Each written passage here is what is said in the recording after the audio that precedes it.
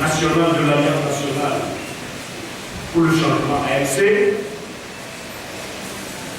messieurs les membres du bureau national de l'Alliance nationale pour le changement ANC, mesdames et messieurs les membres de l'Alliance nationale pour le changement ANC, mesdames et messieurs les représentants des différents partis politiques, mesdames et messieurs les représentants des organisations diplomatiques, mesdames et messieurs les chefs traditionnels religieux, mesdames et messieurs, trois députés à l'Assemblée nationale, mesdames et messieurs les responsables syndicaux, mesdames et messieurs les représentants et membres de la société civile et des organisations de défense des droits de l'homme, mesdames et messieurs les journalistes, distingués invités en vos grades, qualités et fonctions, chers compatriotes, chers combattants, il est inutile à ce jour de rappeler que le parti politique Alliance nationale pour le changement ANC, qui tient ce jour son congrès,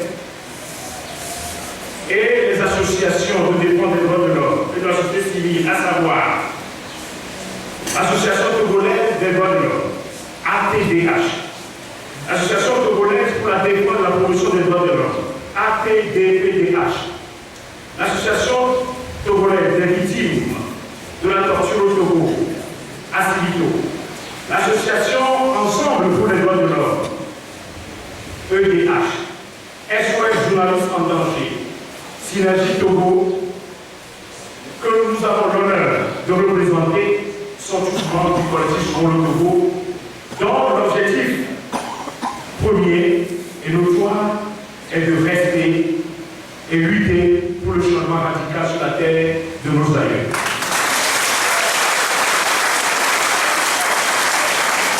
Ce congrès, placé sous le thème Mobilisation générale pour le changement et l'alternance en 2015, nous offre agréablement l'occasion de nous acquitter solennellement d'un heureux devoir, celui, bien évidemment, d'exprimer toute notre reconnaissance au président de l'Alliance nationale de l'ANC, l'Alliance nationale pour le changement ANC, aux membres du bureau national du parti, à tous les militantes et militants ainsi qu'à tous les sympathisants du parti pour l'ardent et remarquable travail abattu jusqu'alors pour l'avènement du changement et de l'alternance dans notre pays, le Togo. Vous avez fait face.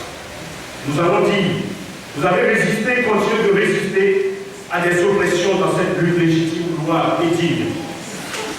Bravo. Que de chemin parcouru pour l'avènement du changement et de l'alternance tant voulue dans notre pays.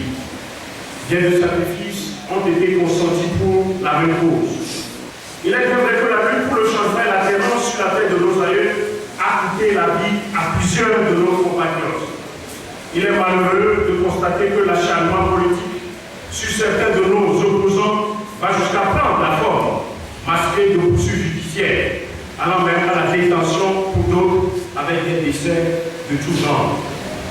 Mesdames et messieurs, nous savons que le chemin est parsemé d'embûches.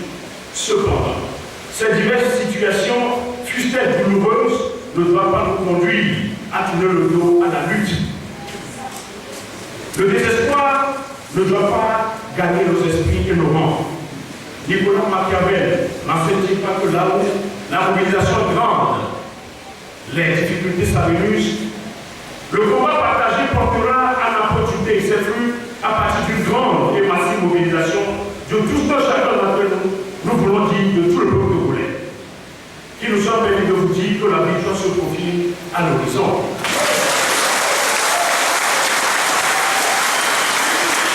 Mais il ne peut aller ainsi que si le combat commun est poursuivi au regard des réalités qui persistent toujours dans notre pays.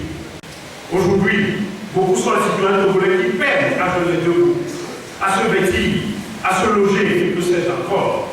Par ailleurs, l'insécurité prend de plus en plus d'ampleur. Nous avons encore en mémoire les nombreux placards qui ont endeuillé les populations togolaises et les étrangers. Les problèmes d'emploi sont criards dans notre pays et les fonctionnaires se plaignent tous les jours de leurs conditions de vie. Dans ces conditions, chers concitoyens, il y a lieu de dire que le combat que nous menons n'est pas le combat des partis politiques seuls, mais c'est le combat de tous. Dans cette situation, le pouvoir en place brille quotidiennement par son incapacité, mieux par son manque de volonté, à combler les légitimes attentes des populations malgré leur cri de détresse. Seule une minorité a la même mise sur les richesses nationales. Pour les besoins de revenus ici, sur l'aveu public fait par le chef de l'État togolais lui-même. Dans ce sens, sans toutefois prendre les dispositions nécessaires pour faire poursuivre, juger, condamner les auteurs des pillages systématiques de nos ressources.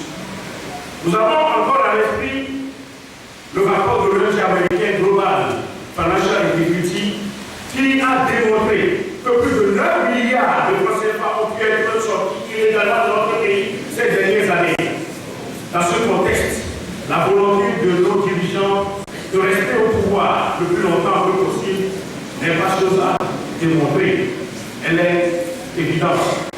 Les réformes constitutionnelles et institutionnelles qui devaient apporter un peu de soutien au peuple togolais sont malheureusement négligées par le seul désir du régime gouvernant. Mesdames et messieurs, nous sommes arrivés à un moment plus que crucial de l'histoire de notre pays. L'amour envers notre pays nous appelle et nous interpelle. Nous devons nous préoccuper et nous sentir interpellés par l'avenir du Togo. Et c'est à ce juste titre que Pierre Mendès disait: la démocratie est d'abord un état d'esprit. De quoi est fait cet état d'esprit? Avant tout, d'un intérêt profond pour le destin de la communauté à laquelle on appartient. L'heure n'est plus à l'indifférence, mais à la mobilisation de tous pour que l'élection présidentielle de 2015 apporte enfin le changement et l'alternance tant attendu par le peuple.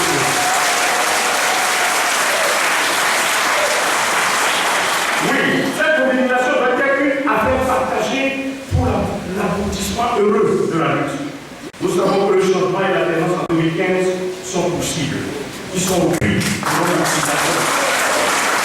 Ils sont au prix de notre mobilisation et de notre ferme détermination. Nous savons aussi qu'un nouveau soleil peut se lever sur le Togo si nous le voulons vraiment. Nous savons encore que nous pouvons écrire une nouvelle page de l'histoire de notre pays grâce à notre courageuse détermination.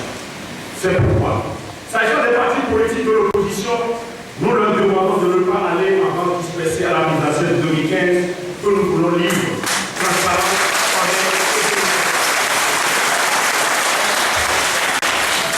La situation commande mieux exige la formation d'une coalition politique pour mettre fin aux règles du régime RPT uni.